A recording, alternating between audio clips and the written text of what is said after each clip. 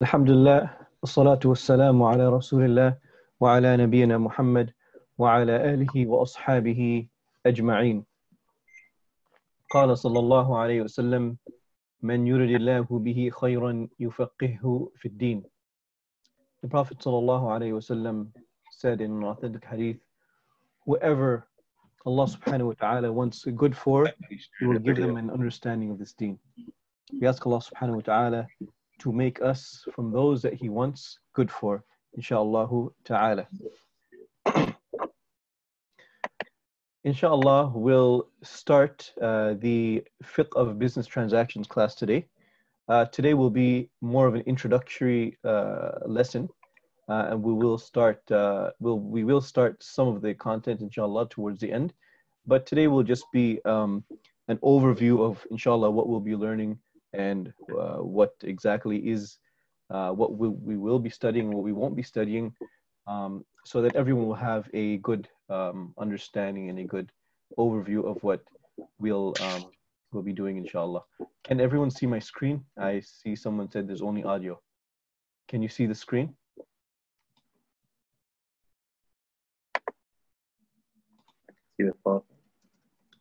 The presentation is working? Okay, perfect. Perfect. Okay, so that's what I'll be sharing, just the screen and the I won't be sharing the video too much, perhaps a little bit at the beginning. Okay, can everyone see the video right now? The video feed?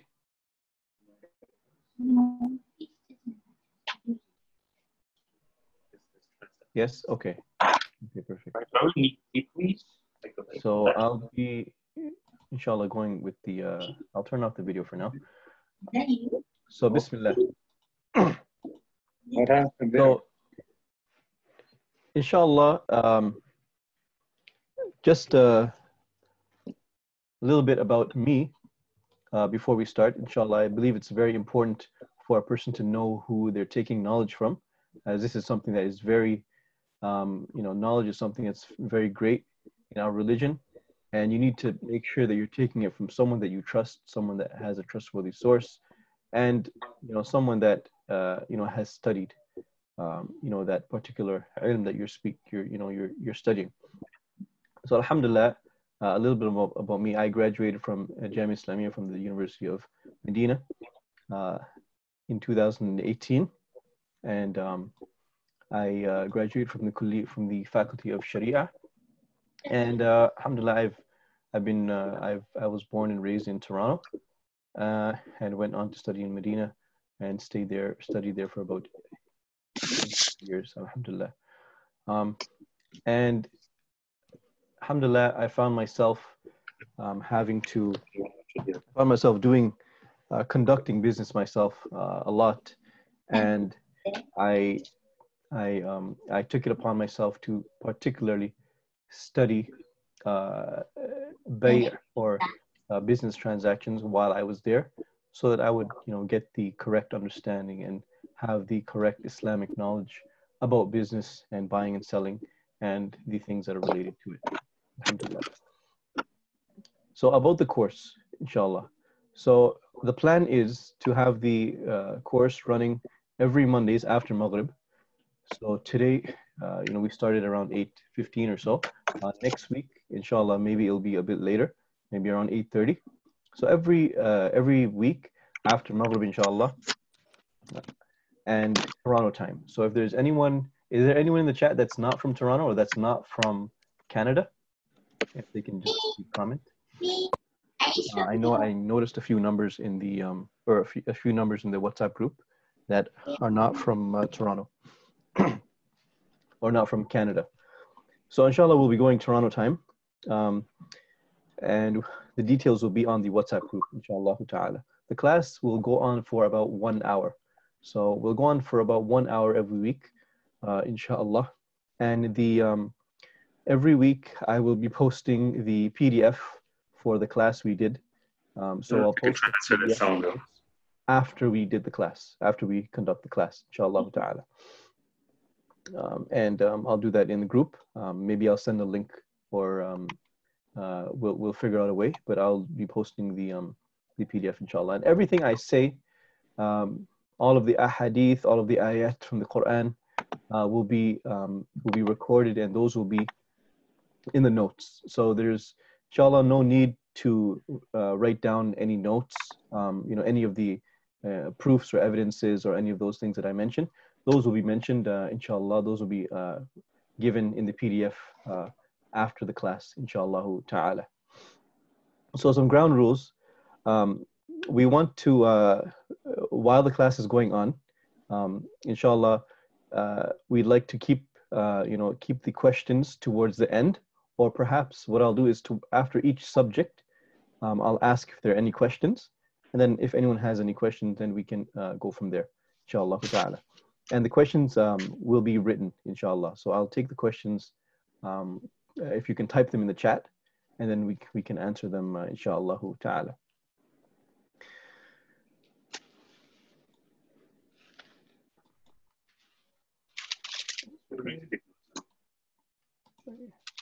Okay, so what will this class cover?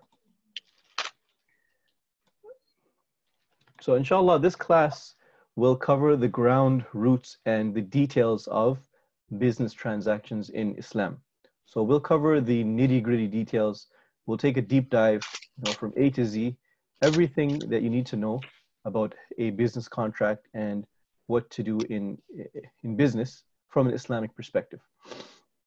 We'll cover the basic essentials and elements of a contract. So, there are a few basic essential elements. Without them, a contract is not valid.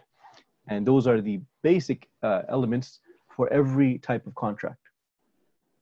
So we'll cover that, inshallah ta'ala. We'll cover principles and guidelines in business. So while you're doing a business, what are the conditions?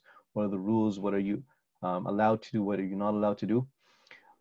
Inshallah, after this class, you'll have the tools of understanding what is halal and what is haram, and the why behind everything.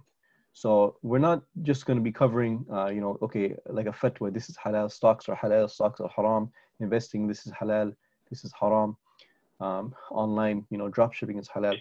We'll cover why it's halal, right? And inshallah, after this class, the hope is, or the intent is that you will be able to determine, if a new type of transaction comes, for example, something that has not been mentioned by the classical scholars or that has not been mentioned before, you'll be able to have a very good understanding if it's halal or haram by applying the tools and the principles that you've learned. So we will be going over the classical chapters of business, and this is to ground the student so that he'll have a very good, solid grounding. And once a person understands the classical text or the classical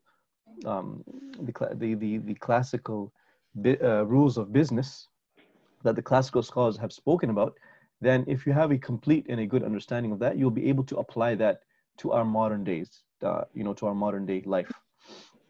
Right. So, for example, I'll give you an example. One of the prohibitions of business is selling or the contract of a debt for a debt. So two people agreeing on a contract for something in the future. So for example, I will buy 50 kgs of apples for you after 1 month so that you will deliver them to me after 2 months. So I am owing him, whatever the money is, whether it's say it's $1 per kg. So I'll owe him $50 after 2 months, after 1 month. And then he owes me 50 kgs of apples after 2 months, right? So I'm in debt to him for $50 and he's in debt to me for 50 kgs of apples, right? So this is something that's haram. This is an example that I'm giving, right? A debt for a debt. And how we can apply it today is, for example, future contracts, right? Where, you are speculating for the price, or you're basically having a contract to purchase something in the future, right? So this is a way that you can apply, this rule in Islam. So we'll study the why, we'll study the details, inshallah ta'ala. So that is what this class will cover. Now, what this class is not is, number one, it is not a fatwa session. So the class is, I won't be answering questions, just random questions that people have about business. We're going to be going, inshallah, in a organized manner, starting from the beginning, going all the way to the end. And we'll be taking relevant questions as we go along, inshallah ta'ala. So I don't want to be jumping from here and there, someone asking about, stocks, or someone asking about something else while we're studying something else. Inshallah, we want to be very organized in what we're studying. And we'll answer, bi'idhnillah, the questions that are relevant to what we're studying at this time. Also, as I mentioned, it's not a simple halal or haram session. So we're not just going to be going over something and say this is halal, this is haram, and next we'll go over why it's halal, if there's a hadith, if there's evidence from the Quran or the Sunnah, why it's halal or why it's haram, inshallah ta'ala. Number 3 is that we will not be taking a deep dive or going into details into complex modern contracts or transactions. So we won't be going deeply into them. However, from the knowledge that we've learned, inshallah, bi'idhnillah, we're able to apply it to those complex contracts once we understand them. And if there are any questions or suggestions to some of the topics that we'll study, I would like to take them as well. Inshallah, you can put them in the WhatsApp group so that, inshallah, if it's not in the information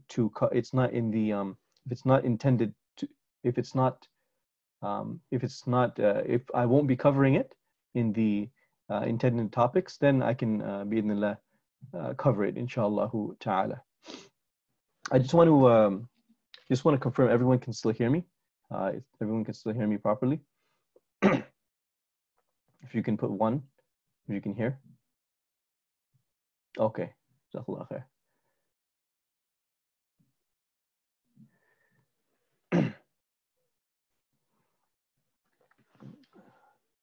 Okay, inshallah. Jazakallah khair. So, lastly, what are you looking to get from this class? So I'd like everyone to put one thing, one reason why they came to the class. So what's the reason why you came to study this class? Why did you choose to opt into this class? So I have an understanding why everyone is here, and I can kind of tailor the class towards that, inshallah ta'ala. So I'll be looking in the chat for that.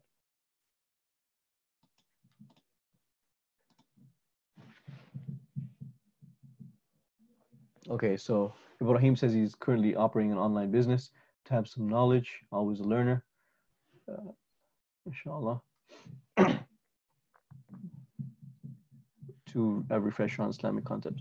Okay, so another question I had was, are there anyone here that have learned Islamic or Islamic financing or business contracts before?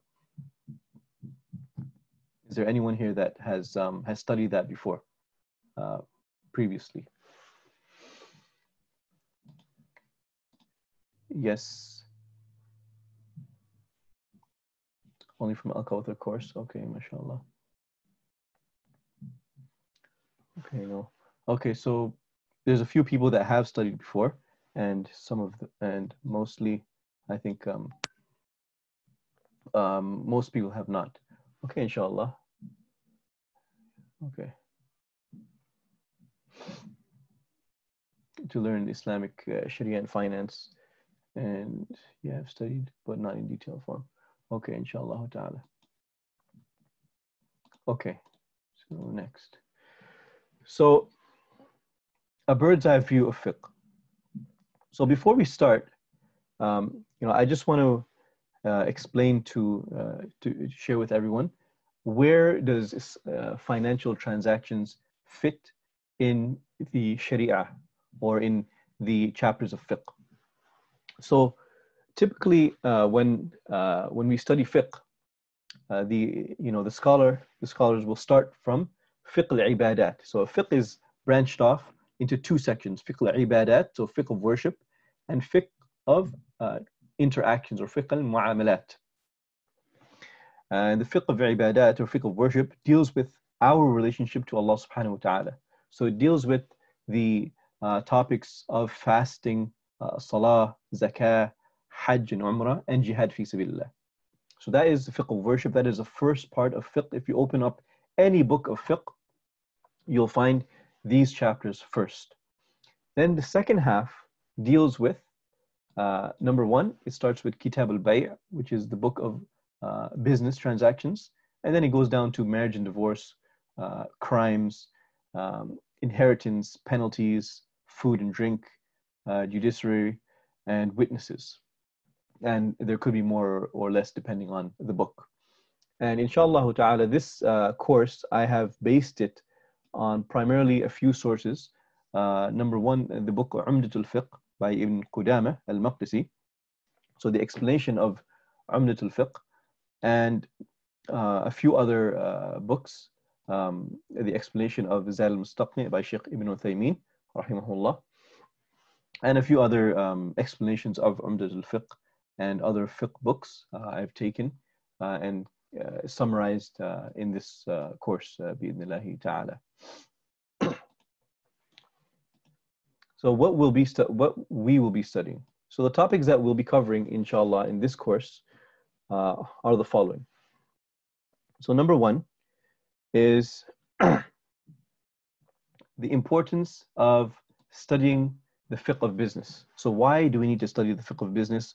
Who is it wajib for? Who is it compulsory to study? There are certain people that studying fiqh of business is it is sunnah for them to study, but there are others that it is wajib for them to study. They have to study it. It is farad ayn on them to study. So we'll cover those people. We'll cover some of the virtues of trade. So some of the special virtues that the Messenger, Allah subhanahu wa ta'ala, and the Messenger have mentioned about the person that is a tajir, or the person that is a businessman.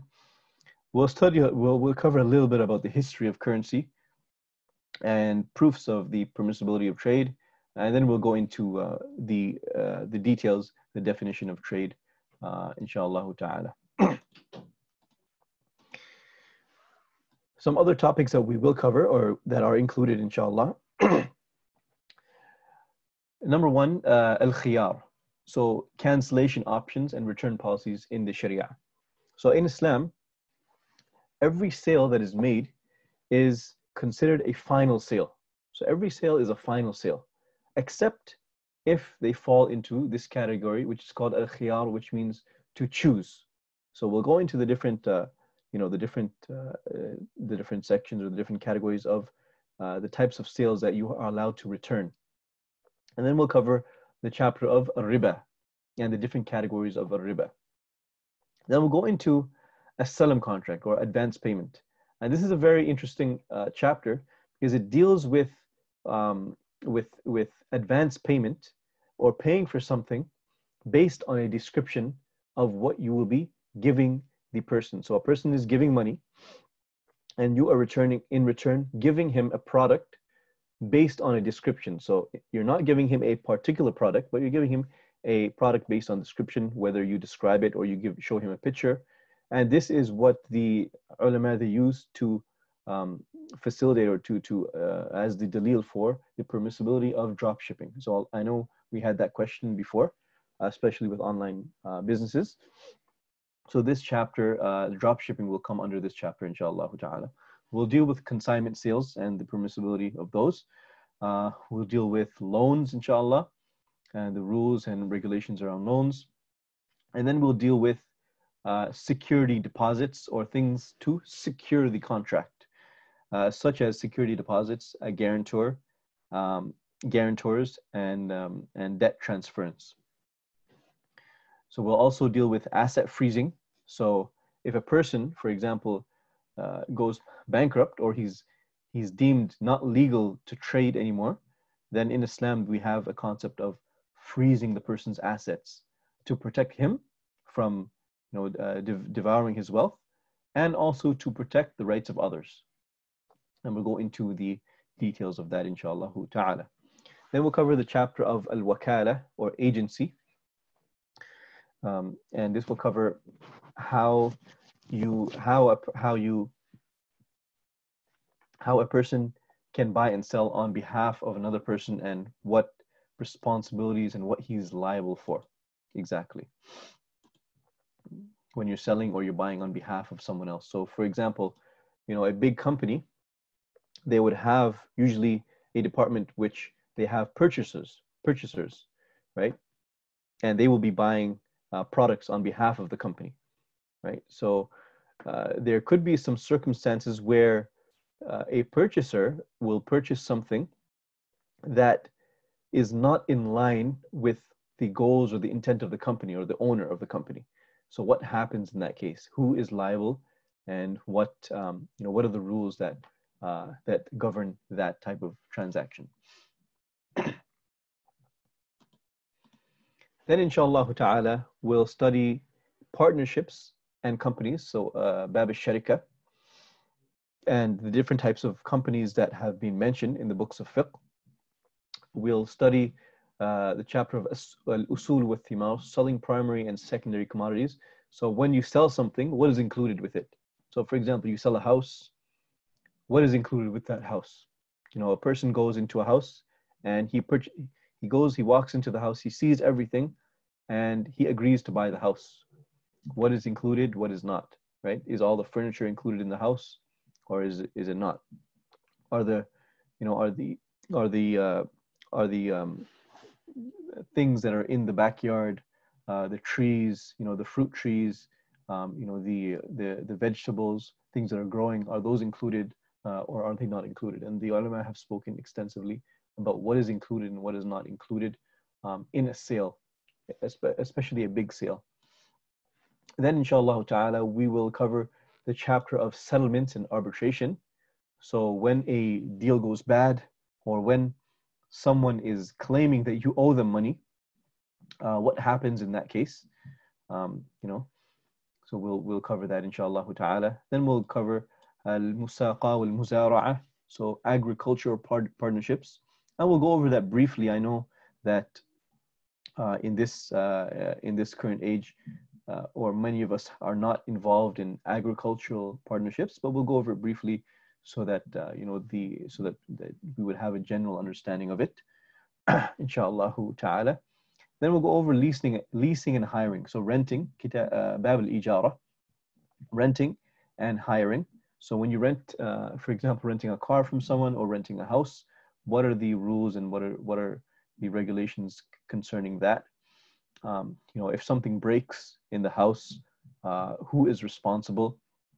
We'll cover, if something happens that is a natural disaster, who's responsible, for that, or anything that happens in that regard. We'll cover hiring and employees. So what happens, if your employee does something while he's on your watch, who's responsible? Are you responsible, or is he responsible? We'll cover the contracts between the employee and the employer, and what is allowed and what is not allowed in that regard. And then we'll also touch on rent to own contracts as per the IOFI standards. So we'll cover that extensively, inshallah.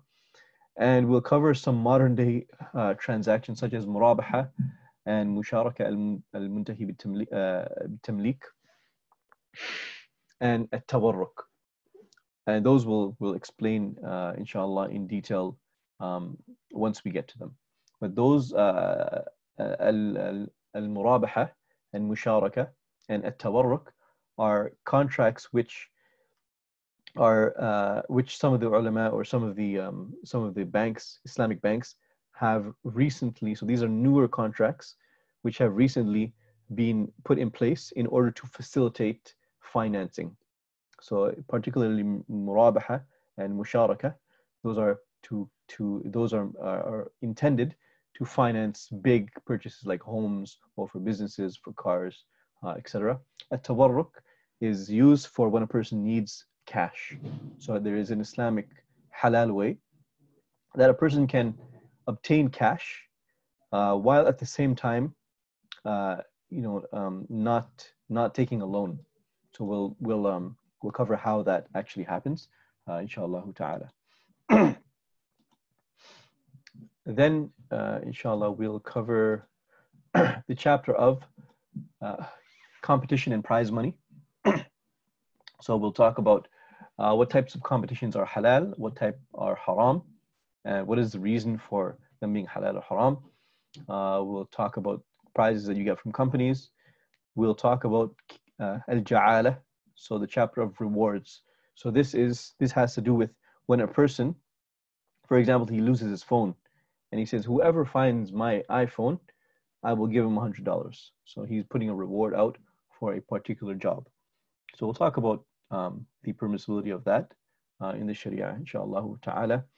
And then we will cover al-ihya al-amwat, which literally means to bring life to the dead. And this chapter refers to reviving bared land. So land that has been abandoned for a very long time. In Islam, if a person revives that land, he owns it. And we'll, of course, with some conditions, and we'll go over the rules and regulations regarding that, inshallah ta'ala. Then we'll go over bab al-ariya, or borrowing, and the rules, inshallah. Then deposits and safekeeping, so bab al-wadi'ah, and what is the Islamic ruling and the Islamic responsibility of a person that accepts a wadi'ah, or an entrustment. We'll go over the chapter of al-ghasb, which is forceful appropriation, or taking something by force. So for example, a person takes your land by force, right? He doesn't fight you, or he doesn't rob you, but he takes it by force, either by him going there and not allowing you to use your property or your land, or any other means. So we'll talk about the implications of that and what happens to that person. We will talk about bab al-shuf'ah, which is the right of preemption, and this has to do with people that are partners in a property. For example, two brothers are partners in a rental property, and one of them sells his portion without informing the other partner, right? So a shuf'ah is the chapter where the persons or the people in the property, they have the first right to purchase, or to become the owner if or to take over the partnership if one of the partners are leaving. So the people in the actual property or in the actual partnership have the first right. So this chapter talks about what happens if a person does not inform the shareholders and he sells it to a third outside party. And we'll learn that that sale is actually invalid. And we'll talk about how it becomes validated. And then we'll go over Bab al-Luqata, or the chapter of lost and found property. And then finally we'll go over Bab al-Waqf, or endowments, inshallah ta'ala. And then after we go over those topics, bidnillah, I intend on covering topics which are relevant, such as stocks, trading, in the stock market. That is very relevant today. So we'll go over some of that. Insurance, we'll go over some of the current day transactions that we are doing, bi'idhnillahi ta'ala, and also any questions or any other topics that you guys may have in mind, bi'idhnillahi ta'ala.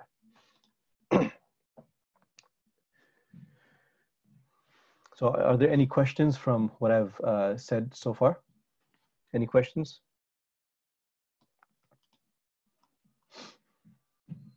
Before I continue to the next slide? No questions? Okay. Okay. Okay. So we'll jump right into it. Kitab al-Bay'. So the importance of buying and selling. So the scholars, rahimahumullah, they mention that there are certain types of ilm or ulum, knowledge, which is wajib, or which is compulsory on a person to study. For example, a Muslim that prays regularly and that has to pray, it is wajib for him to learn the rules and the fiqh of praying, because that's something that he does every day. A person that has enough money to give zakah, it is wajib upon him to learn the rules of zakah. So if he has money, he has to learn the rules of giving zakah, with money, with gold and silver. If he has sheep, or if he has cows or camels, then he has to learn the fiqh rulings on giving, or on the zakah, his zakah on those type of animals.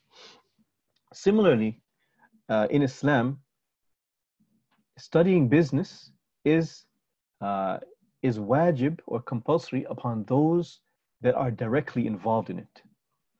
And in terms of buying and selling, this is something that most of us, if not all of us, are directly involved in. We all go to the store, we all go to the grocery store. We're all involved in one part or another of our life, buying and selling, whether it's going to the grocery store, whether it's paying for a cell phone plan, whether it's purchasing something online. We're all buying and selling, almost on a daily basis. So this is something that we should all learn, and it's something that is wajib on a certain level for us to learn. It was reported that Umar bin al-Khattab, radiallahu anh, he would go to the markets in his time in Medina, and he would ask the people, and he would test them on the fiqh of buying and selling. And if they didn't pass the test, if they were not able to answer, he would send them home, and he would tell them, come back when you have fiqh of this religion, of this deen. So we see from the Sahaba that they would forcefully implement the studying of buying and selling to the businessmen.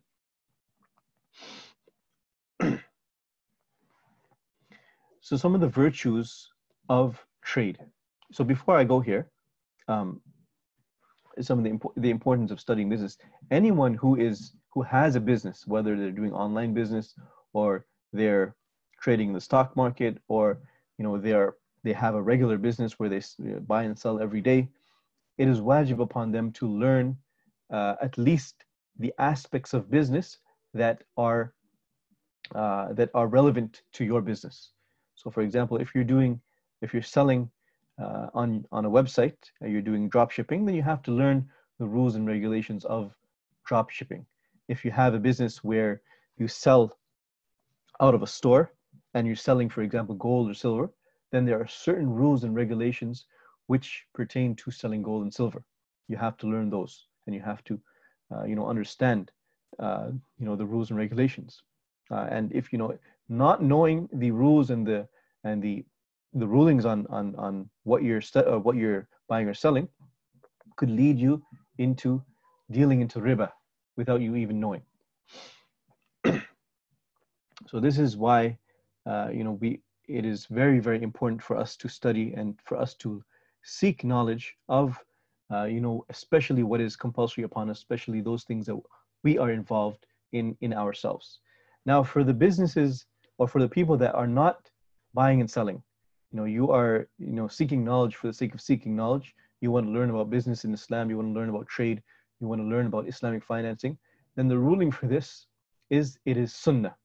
So it is sunnah, or it is mustahab, to study this type of knowledge, and you'll be rewarded for that, inshallah.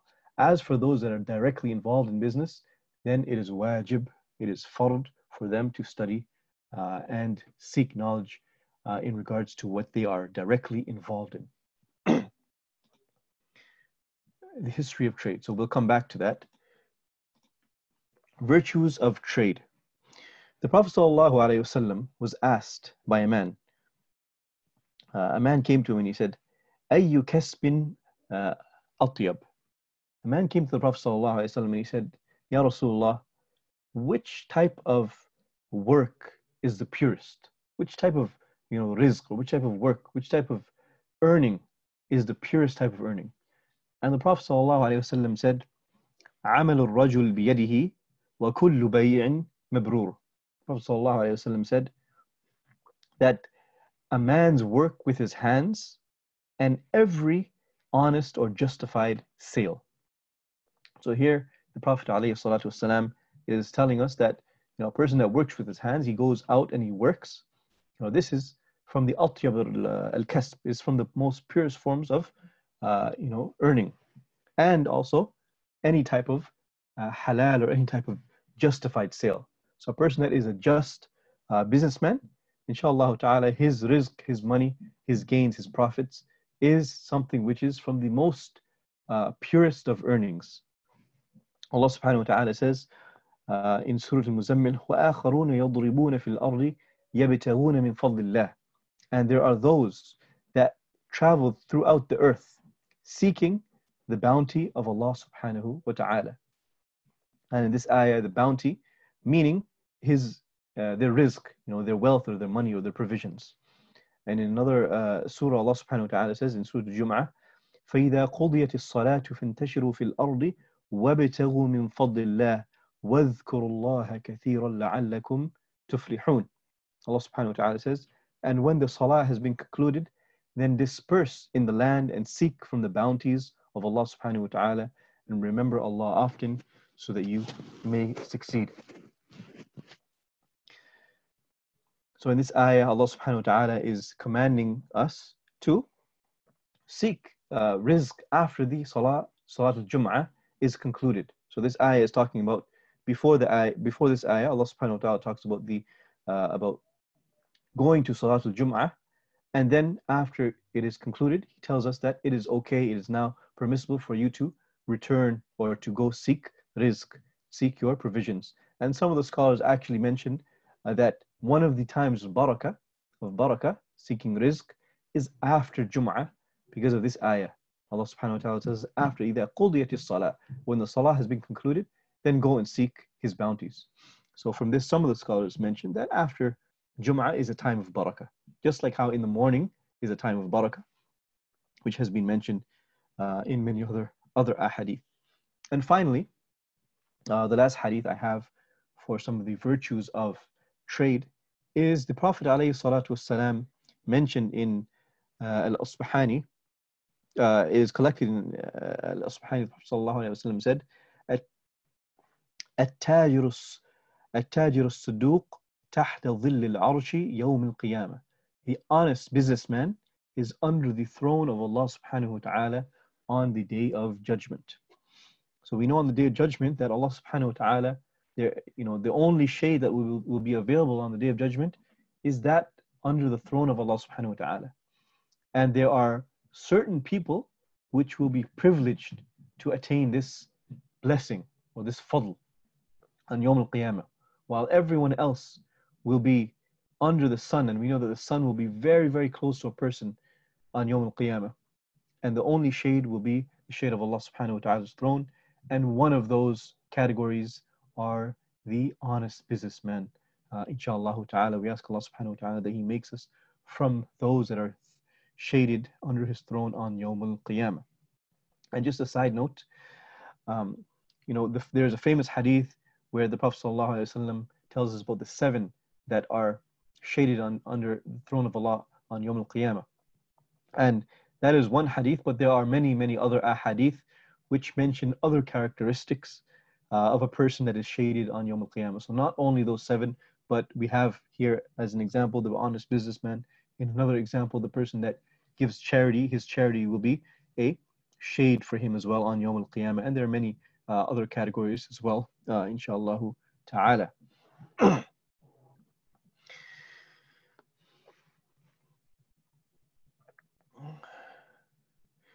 So evidence from the Quran and Sunnah. Allah subhanahu wa ta'ala says, وَأَحَلَّ اللَّهُ الْبَيْعَ وَحَرَّمَ الرِّبَى. Allah subhanahu wa ta'ala says, and I have permitted trade for you, and I have prohibited interest. And this, of course, is mentioned in Surah Al-Baqarah. The Prophet ﷺ also said, "Al-bay'ani bil-khiyar ma lam yatafarraqa."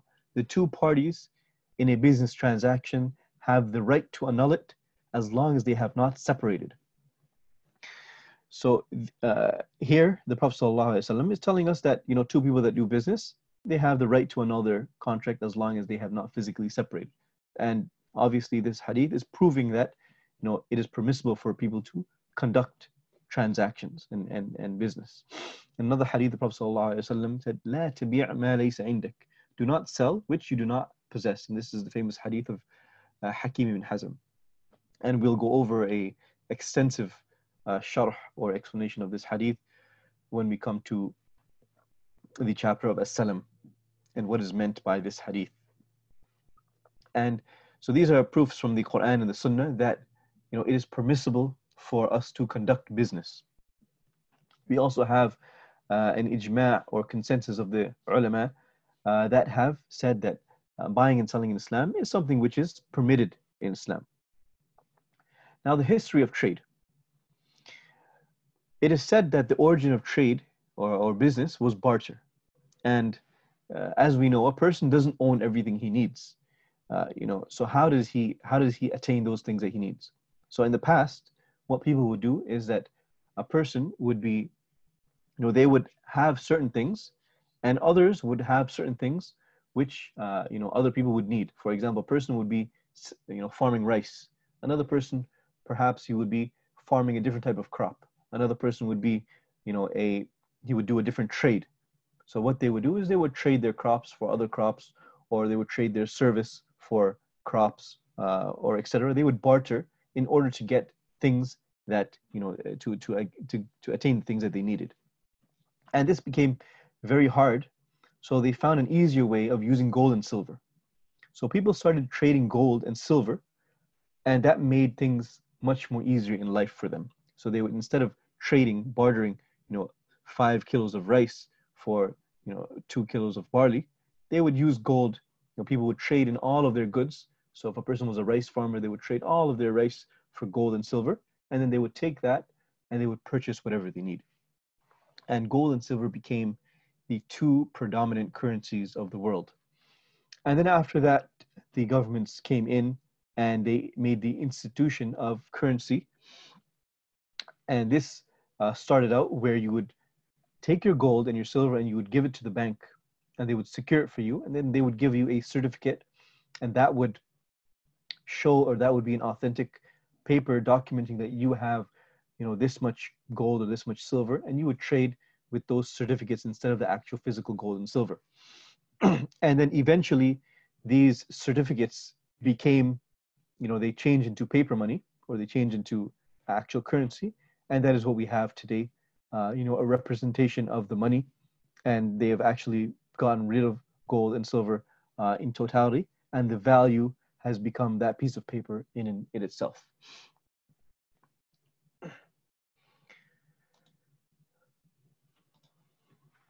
So the definition of trade. The scholars define trade, or al-bay', as مبادلة مال بمال ولو في الذمة أو منفعة على التعبيد بقول أو معاطاة. The scholars, they define trade in Islam to be a permanent exchange of property or usufruct, including debt or credit contracts by mutual consent, which can be done by words or by action or by gesture. And what is meant here by usufruct is a benefit. So a permanent exchange of property. So for example, a person selling a house for in the exchange of money, that is exchange of property for money or for currency. Another example, or in another type of exchange in Islam that we have, is the exchange of a usufruct. So a usufruct or a manfa'a is something that a person can benefit from, but he doesn't actually own the property. And the scholars, they mentioned that they mentioned that it is permissible for you to sell a benefit or a usufruct And the example they give is, for example, a person, he lives in a house, and there is a neighborhood of houses. And for him to get to the masjid, he has to walk all the way around this neighborhood, right? All the way around this block of houses. But if he were to walk through his neighbor's yard, he would get to the masjid in 5 minutes. So instead of taking 20 minutes, he'll get there for 5 minutes. So what does he do? He purchases the right to walk through his neighbor's yard.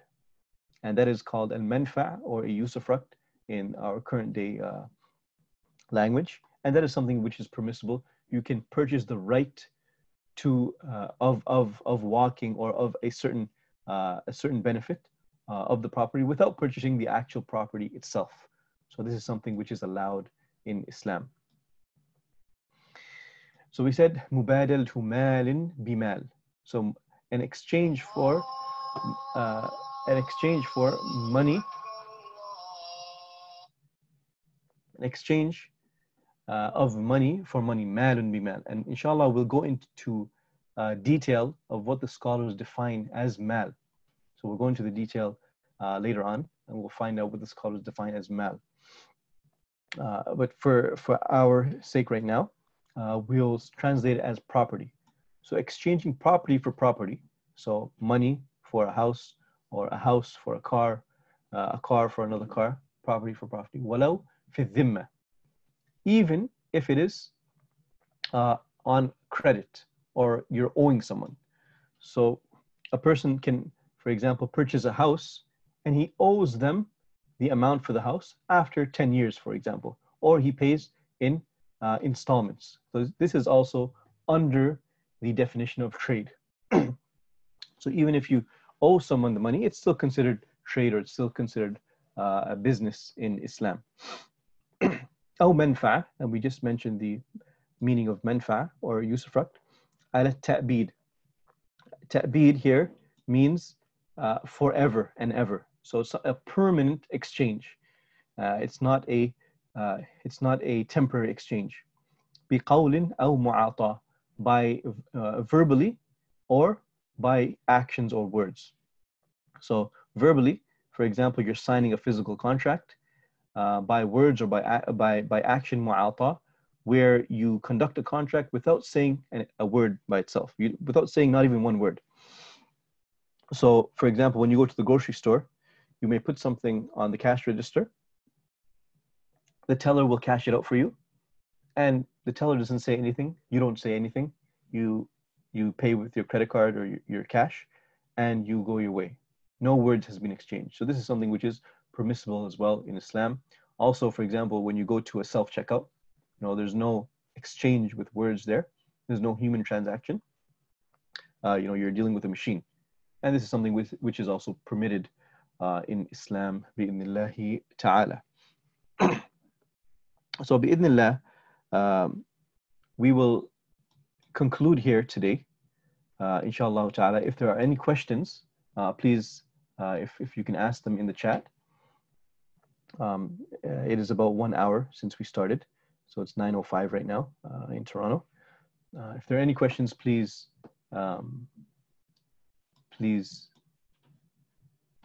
mention them in the chat. Can everyone still hear me?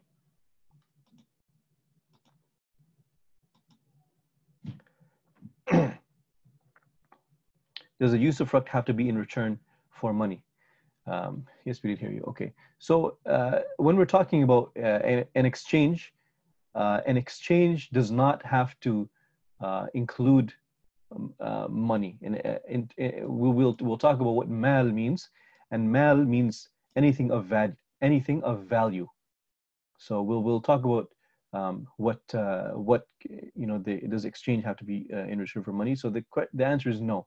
It can be for any type of wealth, or any type of property, anything that has value.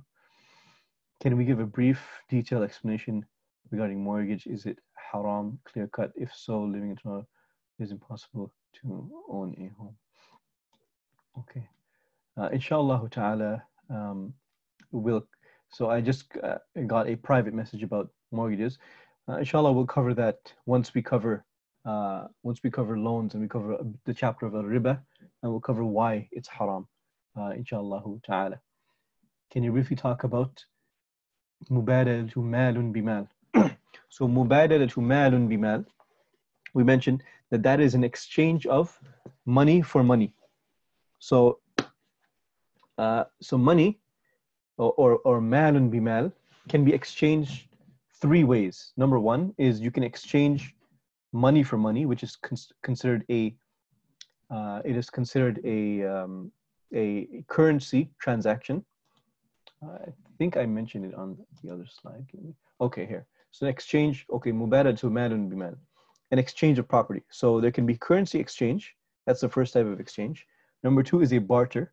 So you're trading one type of wealth for another. For example, I'm trading a computer for a phone. These are two things that are considered mal in Islam. And the last type of exchange is currency for a commodity. For example, money for a computer. So $1,000 for a laptop. So those are the three types of mal, bimal, or exchange for property for property. Any other questions?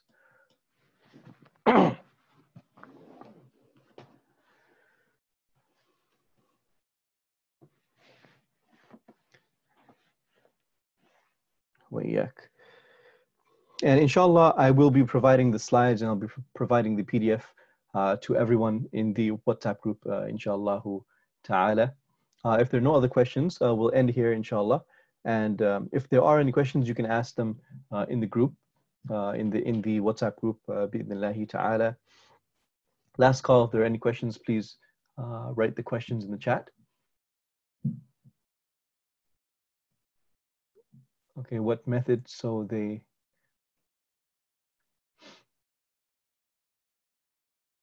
What method used to buy masjids? Yes, I will be sharing the recording of this, inshallah, the video recording, bi'idhnillahi ta'ala. I will be sharing the video recording. What methods they use to buy masajid here? Wallahu alam. I'm not here to explain the different methods that they use to buy masajid. You'd have to ask those that are in charge of the masajid, inshallah ta'ala. Okay. Anything else? Any other questions?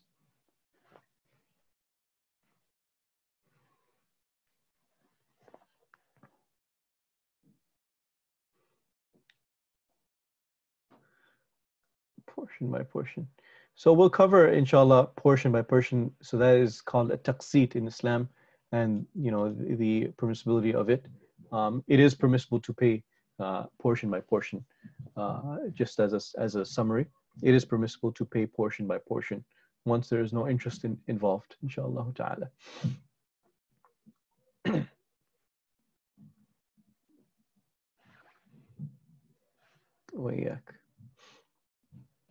Okay, inshallah, we'll end here bi'idhnillah.